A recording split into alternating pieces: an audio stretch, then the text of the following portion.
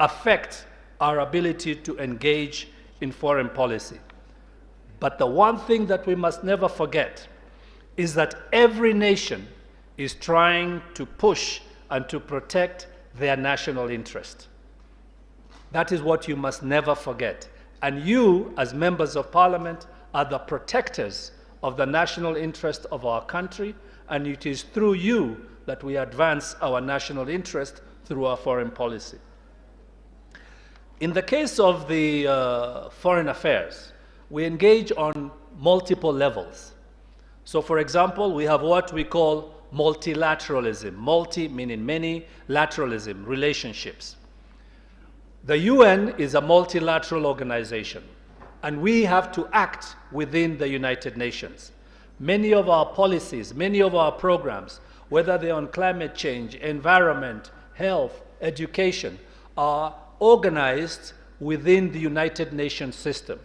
And it is for us to engage the United Nations system to make sure that our national interest is protected through the United Nations system. Now, that engagement is what we call multilateralism. It's a very powerful tool for us. And sometimes when you become a superpower, you can act unilaterally because you're strong. So sometimes the United States of America, for example, does things themselves without caring what the rest of the world does. However, they always run into a problem because the United States is also not an island. At some point, they have to come to us to negotiate, to trade with us, and to share their activities and their programs with us. So at the end of the day, we all have to be multilateralists, all of us. And so sometimes when we're dealing with parliamentarians or with congressmen in the United States or with parliamentarians in Europe, they will say, we want what is for our country's interest. And they don't particularly care what the other countries in the world think about. That is all very well until you realize that you have to give and take and you have to negotiate. And multilateralism is what we do at Ministry of Foreign Affairs, whether this is with the United Nations, with the World Trade Organization, with the World Tourism Organization. There are so many organizations in the world that manage our relationships, and that is our job as the Ministry of Foreign Affairs. But we also have to do so here in our region. We have the Africa Free Trade Agreement that helps us regulate our relationships in Africa. We have the East African Community that helps us regulate our relationships within East Africa. We have COMESA, which you have heard of, that helps us regulate our relationships also within Africa. Because for us to move our goods from point A to point B, we must be able to agree how that is going to happen. And all those issues, all those matters, all those treaties are negotiated between the Ministry of Foreign Affairs and other organizations and other ministries of foreign affairs of the world. Right now, we have one of the most remarkable communities. As you all know, in the 1960s and 70s, Kenya had the East African Community, which used to work very well. In fact, when I was a young man, to call Uganda was a local call. East African bus service was an East African bus service. You could go from here all the way to Kampala with the East African bus service. We had a single currency. The shilling was used in Tanzania, in Uganda, and in Kenya. We had East African Airways. We had East African Railways. All these were all within the East African Community. Unfortunately, when the community collapsed in the 1970s, because of superpower politics, because of our inability to manage our foreign space within the global world, we lost our community. And we have had now to spend years and years trying to rebuild our community. But now we're at the point where we have one of the strongest communities in the developing world, the East African Community. Recently, we increased, of course, the presence of the DRC, and now the East African Community stretches from West Coast to the East Coast. And this has been an overt program of the foreign policy of Kenya, to increase the strength of the community, to make sure the community is strong, and to make sure that the community serves you.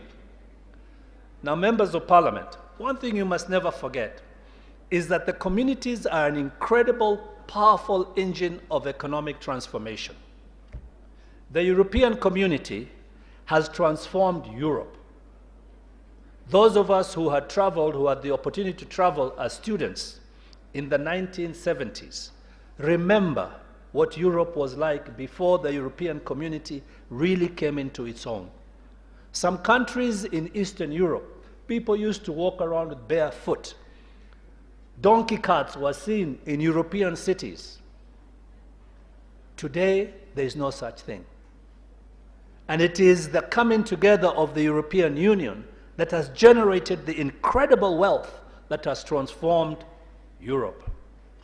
The United States of America is actually a community of 50 states that has come together, and that has created one of the most powerful economies in the world. So we must aspire for the integration and the strengthening of the East African community. And it is one of the key drivers of our foreign policy. Because if we make this community successful, it will transform your lives. It will transform the lives of Kenyans, fundamentally. And I was very pleased to hear our new president reiterate his commitment to the East African community most recently. Let me talk about global and regional security threats for a minute. Because we live in a globalized world, part of our foreign policy is to focus on how we are going to deal with global threats. A lot of times we ignore things like climate change. But let me tell you, all of us know that if you go to parts of our country today, there is devastation because of drought or floods or other things that have been happening more frequently because of climate change. But let us also understand that climate change was caused by the industrialization of Europe and North America.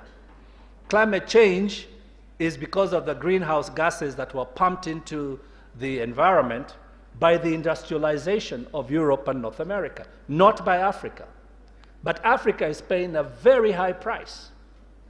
But we, in our foreign policy, have decided to engage in this matter to make sure that we protect our interest within the context of global management of climate change. But we are also very interested in the issue of terrorism and violent extremism. I don't have to tell you what has happened to our country because of terrorism in the last, especially a few years ago before we got control of the situation. Terrorism remains a huge challenge for us. Every day we continue to manage that situation through our intelligence services, and I'm sure when the Director General of the Intelligence Services come here, he'll tell you about that. But we are also very interested in the issues of political conflicts and civil strife. There is no point of Kenya trying to develop in a community of countries that are in political strife, whether it is DRC, whether it is South Sudan, whether it is Ethiopia, whether it is Somalia. We live in a very difficult neighborhood. But it is in our foreign policy interest, it is in your interest to grow your economy, to make sure that Kenya becomes richer and stronger, that these countries find a way to make peace. We will never be able to enjoy the full potential of our country as long as our neighbors are suffering from political and civil strife. I could talk about issues of a humanitarian concern, but I will not. I think you understand those issues. But we've also seen about the recent COVID crisis. Foreign policy must also deal with these challenges. It is the Ministry of Foreign Affairs working with various strategic ministries like health and others that worked very hard to ensure that we all got COVID under control. It was the Ministry of Foreign Affairs that negotiated to get those vaccines here in a timely fashion. because the West and other countries were hoarding those vaccines. It is us, and it is your Ministry of Foreign Affairs, because we work for you, that we were able to make sure that we had more vaccines at the end of the day than we could actually use. We actually had an excess of vaccines in this country. Because of these reasons, we have come to understand that the Ministry of Foreign Affairs must also take cognizance, and our foreign policy must take cognizance of threats that are outside political sphere and focus on these threats that you see on that page. So, let's talk about the objectives of our foreign affairs policies. Primarily, the most important thing for us is to make sure that we have a peaceful and prosperous and globally competitive Kenya. Now, why? I already told you. If we don't have peace in Kenya, and if we don't live in a peaceful neighborhood, and if the world is at war, Kenya and you will not prosper. I'm sorry. We have already seen the consequence of the war in Ukraine on oil, on fertilizer, on the availability of wheat. It has been devastating. It has affected your pocket. It has affected your constituencies. That is why we are pushing for peace in Ukraine. We as Kenya, in any opportunity, whenever we get an opportunity to do so. We need to be globally competitive, which is why we make sure that all our treaties that we negotiate give us an advantage. Whether that treaty is with DRC, or that treaty is with Ethiopia, or with a faraway country like China or the United States, we must make sure that your best interest, our economy's best interest, is protected. That is part of foreign policy. Even though we work with the Ministry of Trade, with the National Treasury, with planning, we still have to play that central role to protect the interests of Kenya. That is why our mission is to protect, promote, and protect Kenya's interest and image globally. Image. Did you see how many presidents came for the inauguration? That is Kenya's image. They wanted to come here. They wanted to associate themselves with our success. And I was very proud of that inauguration. It was a remarkable inauguration that countries around the world, and particularly in Africa, are talking about even today. That is our image in the world. So our objectives are quite clear: to protect Kenya's sovereignty and territorial integrity. The Ministry of Foreign Affairs is part of the security framework of this country. I have to be involved in national security conversations because the Ministry of Foreign Affairs has to engage with international partners to protect our national sovereignty and territorial integrity. We have an issue with neighbors with matters of sovereignty and territory, and we have to resolve those. We want to enhance regional peace and security. I already said this. We have to promote sub-regional, that is within Eastern Africa, and regional, that is within Africa, integration. The more integrated we are, remember, we don't have oil, we don't have gold, we don't have gas, okay? What we have is smart people. What we have is entrepreneurs. What we have is a very rigorous education system. That is why in this room, you have the most well-educated, the most exposed members of parliament on the continent of Africa. And that is a fact. Today I was listening to a program of MCAs on television, and they were telling each other how it is impossible today, and they were saying 3 elections ago, the MCAs, how many MCAs had to sign with Kidole because they couldn't write. Yes? And this last election, all of them, not only could they write, but the majority of them, it was in Murang'a County actually, are graduates. They are graduates. What does that tell you? That the intelligent quotient in our legislative systems, your legislative system, the MCA levels and up, has risen considerably in the last 20 years. This will have a direct impact on the ability of this country to manage its affairs. This is a very powerful thing. So, we want to advance the economic prosperity of Kenya and her people. We want to make sure our image and our prestige is at the best, which is why we try to look our best. We try to promote international cooperation, as I said, and multilateralism. We want to protect our interest here and abroad, and we want to enhance our partnerships with Kenyan and African diasporas. Never forget this. Black people are under siege all over the world. All over the world. That is why we build our relationships, not just with African people, but with the people of the Caribbean, the people of the Pacific, black people in America, black people in Europe. These are our constituencies. And the moment we use them to our advantage, we become very, very powerful. Very powerful. There's a country called Somalia that has an amazing diaspora. That diaspora has become one of the most articulate African diasporas in the United States of America.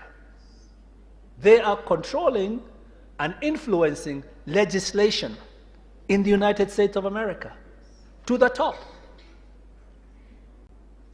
That has incredible impact and value for Somalia and for Somali people. And there is no reason why Kenya cannot do the same. So, these are the 5 interlinked pillars of our foreign policy. Your speaker was the architect of many of these when he was with us, and they still remain our key pillars: peace diplomacy, economic diplomacy, environmental diplomacy, diaspora diplomacy, and cultural and sport diplomacy.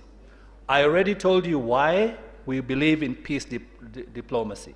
I won't repeat that. You know, without peace, without stability, without having a peaceful neighborhood, we will not prosper. That's why we need peace diplomacy. That is why we joined the United Nations Security Council.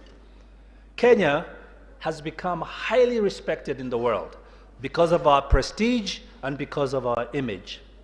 And people recognize the value of having Kenya and Kenya's thought leadership in the UN Security Council. And we have influenced outcomes from all the way from the Middle East, because we care about what's happening to countries that are not free. And we are caring about countries like the war in Ukraine, as I said earlier. And we have made our voice heard because it has impact on our lives and it affects our prosperity. That is why we joined the United Nations Security Council. And our candidature has become highly regarded. You will not believe this, but I will tell you whether you believe it or not. We have had European countries now requesting us to give them skills training on how to engage in the UN Security Council.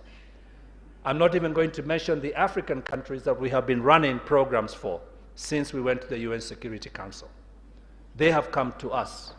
This is a sign of what I said about the intelligence quotient of Kenyans and how it's beginning to play out, the education, the training, how it's beginning to play out in the international space.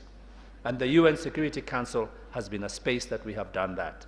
We are also very effective in the AU Peace and Security Council, where Kenya has been asked to stay 3 terms more than is normal. Every time we say, haya tumemaliza kazi yetu, zamu yetu imeisha, tutataka kujiondokea, we are told, no, please, stay again.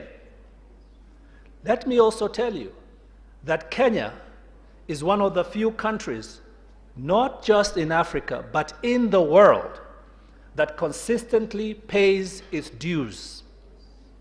That consistently pays its dues, not just to African institutions, and I mean every single one of them, from the East African Community to the AU, but to the entire United Nations system of over 100 institutions in the world. Hizo ni pesa zenyu, ni kodi yenyu inalipa. And you should be very, very proud of this country when it comes to what was being spoken about, its fiscal management and its monetary management. Again, I see Kenya from the outside. I compare Kenya, naangalia wengine nasema, lo, kama wa Kenya wangejua, kweli wangejipa nini? Hongera na kongole nyingi, kusema kweli.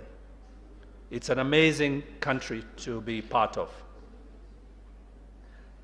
Let us not forget that China is rich because of exports. Let me repeat myself. China is rich because it exports. The United States of America is rich because it has a huge internal market.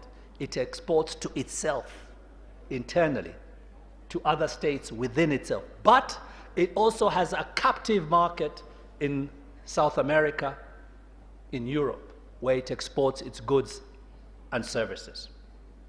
If you want Kenya to be rich, export. My friends, export. That is why Tanzania is so valuable to us. That is why Uganda is so valuable to us. That is why the DRC will become so valuable to us. That is why Somalia will become so valuable to us. If you can't export, you will be poor forever, no matter how educated you are. That is the reality. Kama hauna cha kuuza, hautapata biashara. It's as simple as that. That is basic economics. And that is what we must make sure in our economic diplomacy, that we create the environment for exporting our goods and services. We export our people, we export our produce, and if we do this well, we shall become rich. Bila mafuta, bila dhahabu, bila gas, we shall become rich. I already told you about environmental diplomacy. I don't want to repeat it. Here, it's about us engaging in making sure that we protect our environment. We are a global champion of these issues, and we are known because UNEP is here, because UN Habitat is here. And we are serious about environmental diplomacy. You already heard from the governor about our diaspora.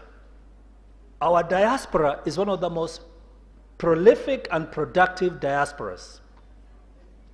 They export and save and send home $310 million a month.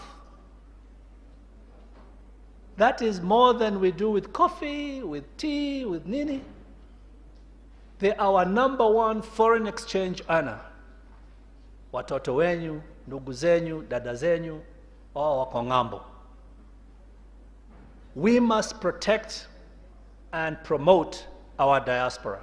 I was very proud to hear the president announcing that he's going to have a Ministry of Diaspora, because it takes that burden off of the Ministry of Foreign Affairs and puts it where it belongs, where it can have dedicated support. It is not possible, nakwambia, it's not possible for the Ministry of Foreign Affairs to manage diaspora affairs effectively. We have a Ministry of Labor. Hatutaenda hapo. So,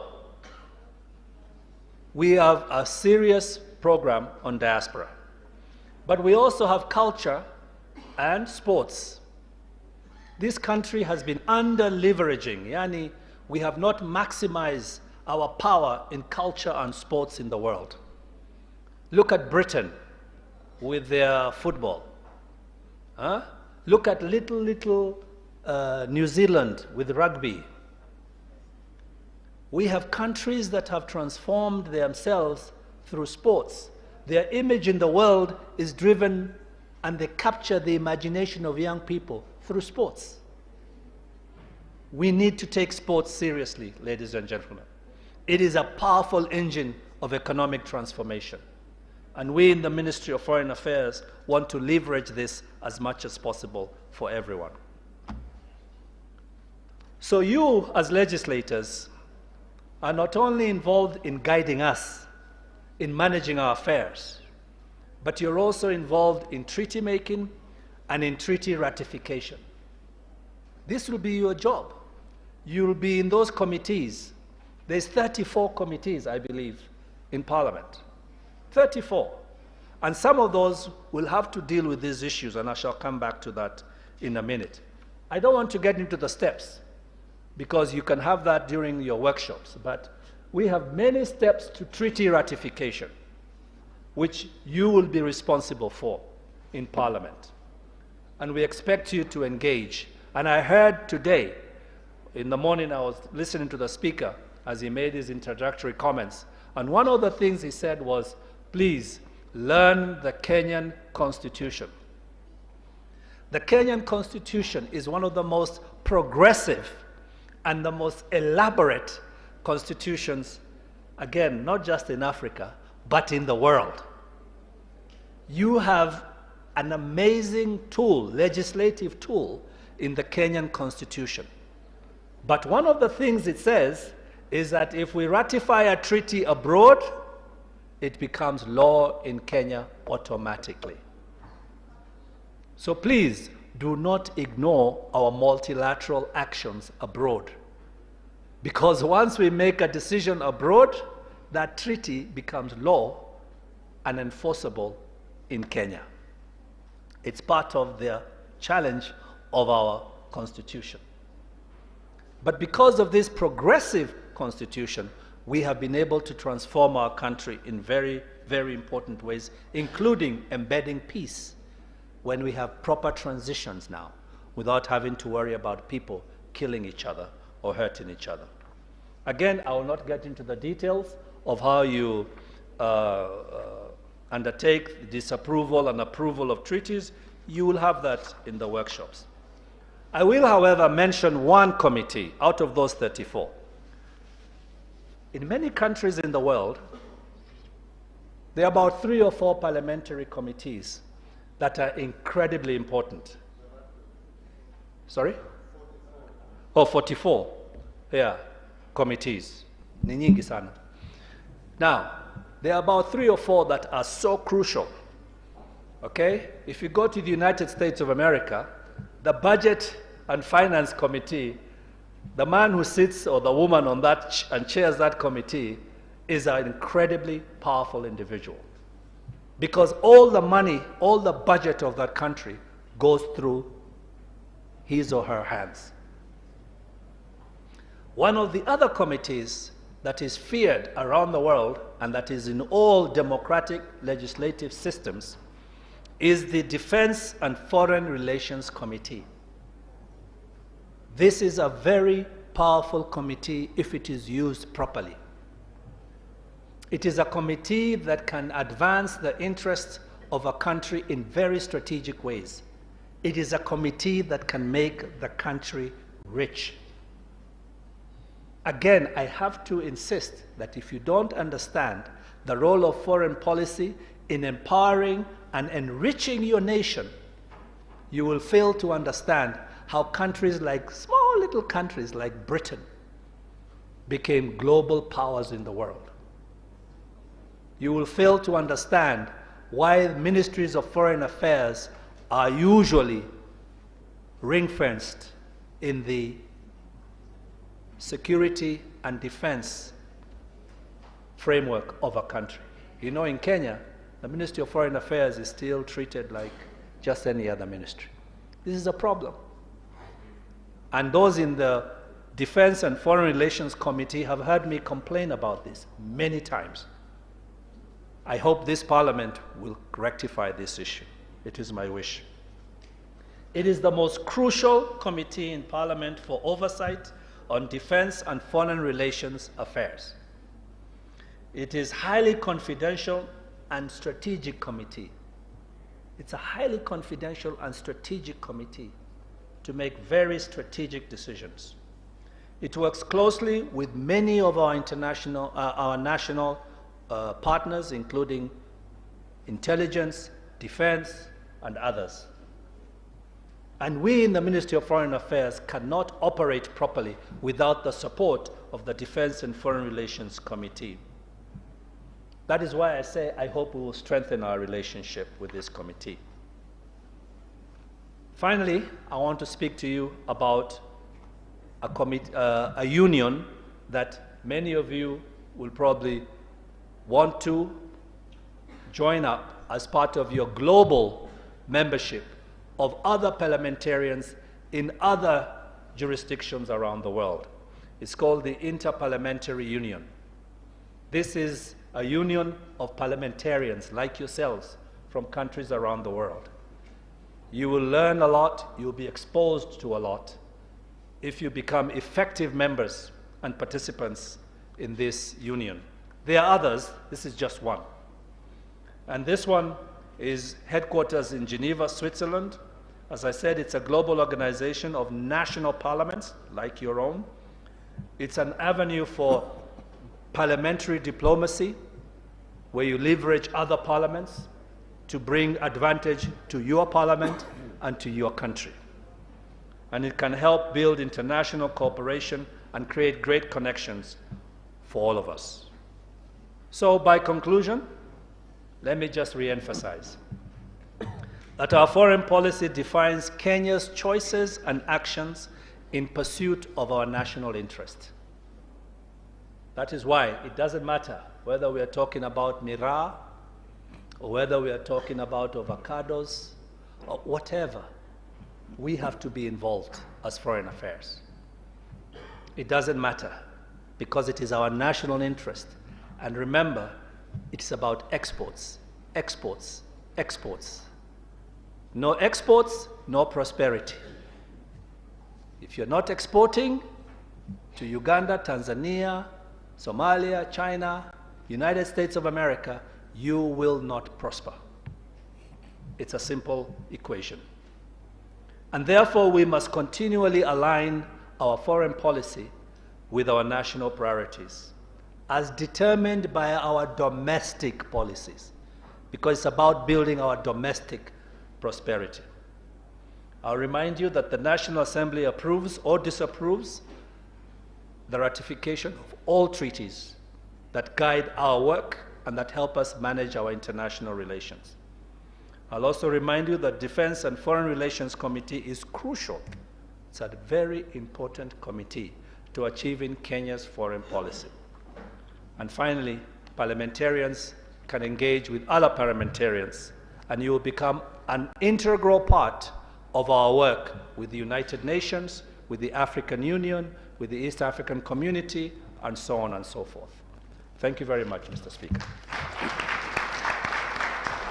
Thank you, Piers. Another round of applause for Ambassador Macharia. We will take comments and questions for 10 minutes. 10 minutes. Makali Muli will be number one. The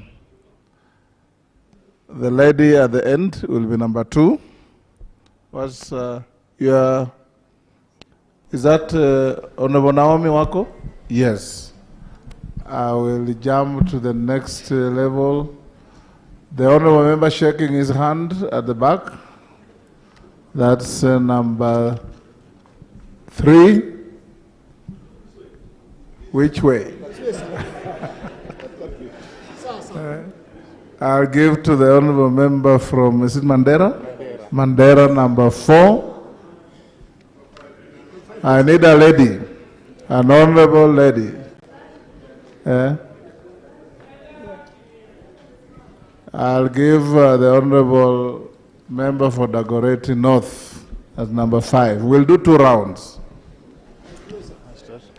And please have 1 question or 1 comment so that we can have as many of us. Yeah, thank you very much, Honorable Speaker. Yeah, my name is Makali Mulu. I'm the MP for Kitui Central. I want to start by appreciating the presentation. It's quite informative. During this week and the last 1 week, Honorable Speaker and the PS, we've seen a lot of issues relating to Kenyans suffering out there, more so in Saudi Arabia and the surrounding countries. I just want to know, is it that what I would call our relationship with them, or our diplomatic relationship is not well, I'm looking for the right word because I don't want to be, because it's very hurting. It's very hurting when we see what our people are going through there. So can you just comment on that matter? What is happening? What are we not getting right as a country? That our people go out there and they go suffer when we are saying as a ministry, you are championing the interests of Kenyans. Thank you very much. Thank you. Number 2, Honorable Naomi Wako.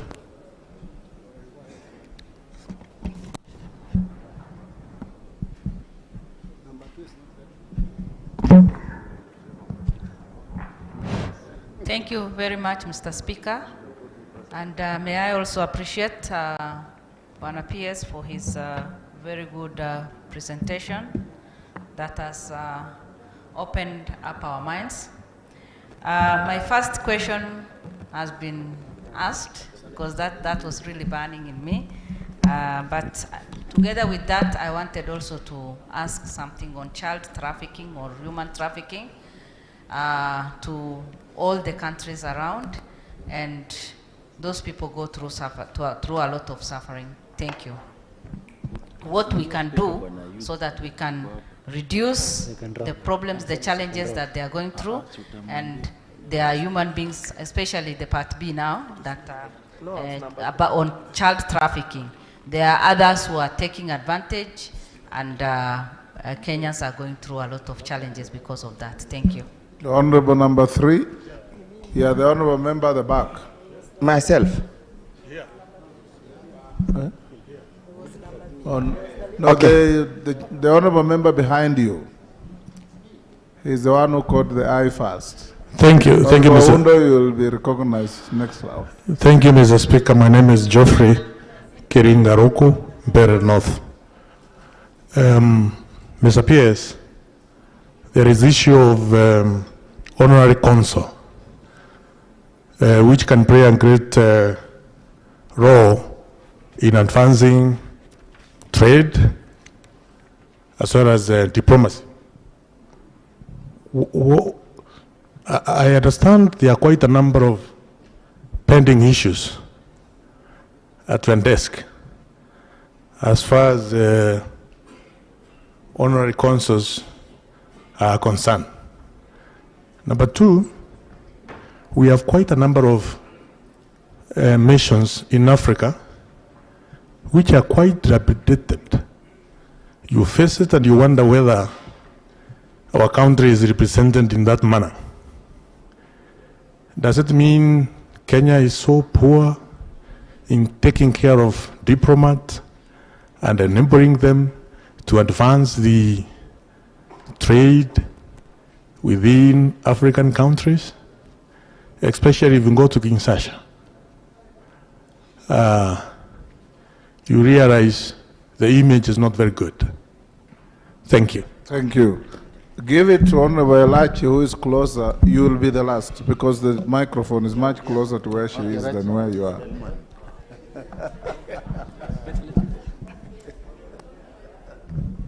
Mheshimiwa Muya, we'll have another round. We'll come to you. Thank you very much, Mr. Speaker.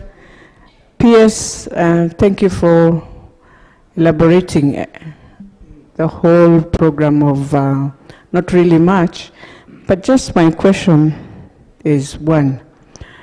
We've seen the issue of Morocco and Sahrawi, and I think this is Parliament where some of these issues can come back and relook at legislation and ask ourselves what went wrong between Morocco and why are we in Sahrawi, and what were the reasons then and now.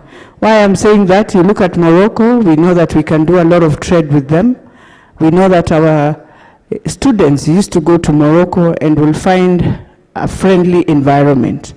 And for now, as I know, having witnessed last year one of the students, I think there is need for us to just try and work around that relationship so that Kenyans who go there for trade in either of those countries do not find themselves in the heat that we have back home. Lastly is about the programs that we do, for example, teachers, nurses who go out of the country. Is there a way that now Parliament can be able even to audit so that every constituency in this country would say, within the 5 years, we've had students who came from this constituency and have benefited from the programs that government bring? Honorable number 5. Actually, you are number 4, but now you're number 5. I'm promoted. Thank you, Mr. PS, for the very elaborate presentation. I hope we shall have a few more of this. Mine is 2 very quick ones. The first one is visa denial by Americans and British for members of parliament going for official duties. Some members of parliament, some people, some of us, before we became members of parliament, were able to go into America and out so easily. But after becoming a member of parliament, you are denied. Efforts to write to your office, no, still nothing is happening. What can we do about it? Number 2, some members of parliament here belong to other unions, like the one you have recommended, maybe Interparliamentary Union, but the Eastern African Parliamentary Alliances, the African Parliament. And when we make trips with those other parliamentarians, they have what is called diplomatic passports, and they get very easy pass.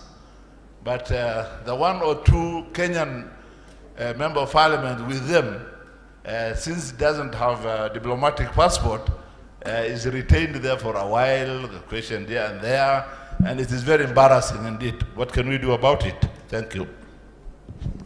Thank you, Balozi. You can deal with those, then we do another round. Yes, thank you very much. Honorable Mulu, Saudi Arabia. Let me first of all say that we have millions of Kenya in the diaspora. Number 1. Number 2, we have, as I said earlier, over $310 million a month coming from the diaspora. Our diaspora experience is an exciting and positive experience. It's very important we never lose sight of this. Why do I say this? I say this because the number of unfortunate stories, and they are tragic, and we've had deaths. I don't want to be quoted because the number can vary, but between 80 and 100 deaths abroad every year. But against 3, 4, 5 million people in the diaspora, it is the kind of death rate that you would find at home anyway. That's number 1. Number 3. Number 4, in a country like Saudi Arabia, we are facing a special challenge. And I have brought this up many times to our committee, the committee I spoke about. And you've heard me speak about this in public. I have said that there are some places where culturally, unyenyekevu ule ambao unahitajika kazi zingine za nyumbani, sio unyenyekevu ambao unapatikana sana kati ya watu wetu. So sometimes our people will not be so subservient. And when they go to these countries and they're under contract, and in a country like in Saudi Arabia, their traditions around housework are very ancient, let's put it that way. So you find that the people who suffer the terrible beatings, the people who suffer abuse, are usually people who are of that category, house helps. But in that same country where we have over 100,000 Kenyans working in different capacities in hotels, in transport, in taxis, we have no problem. So we have to ask ourselves, are we exporting the right category of personnel? And do they have the right capacity and training to understand that culture before they leave and go and work there? So we have a problem there. The Ministry of Labor is a ministry I have tried to work with very hard on this issue. And if they ever come here, please ask them this question. Why? It is the Ministry of Labor that prepares people to go for these jobs in the Middle East, not the Ministry of Foreign Affairs. In fact, many of them don't even register with us. It's only when there's a problem that they loop back because the ambassador is there. So it's a challenge. But I urge you to really be careful that as we deal with this problem, we don't destroy this amazing opportunity that we have for jobs and job creation for young Kenyans in the Middle East. It is a huge opportunity, and it is hundreds of thousands of Kenyans who are in Qatar, UAE, Saudi Arabia. But we no longer have this problem so much of deaths and abuse. Bado tunang'ang'ana na Saudi Arabia. It's a good issue.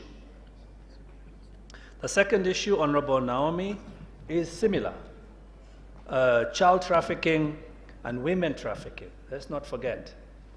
There are some countries where we have many of our women now engaged in prostitution and other exploitative behavior. In a country like India, they are mainly tricked by agents here in Kenya who trick them to go.